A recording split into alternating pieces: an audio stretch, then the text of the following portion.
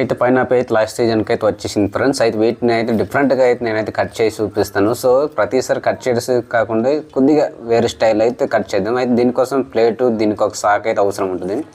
So pineapple అయితే ఈ విధంగా ఉంది. సో ఫస్ట్ ఆఫ్ ఆల్ అయితే ఒక భాగం అయితే కట్ చేయాలండి పైన. ఇప్పుడు అటు చివర ఈ చివర అయితే మనం అయితే కట్ చేసుకోవాలండి.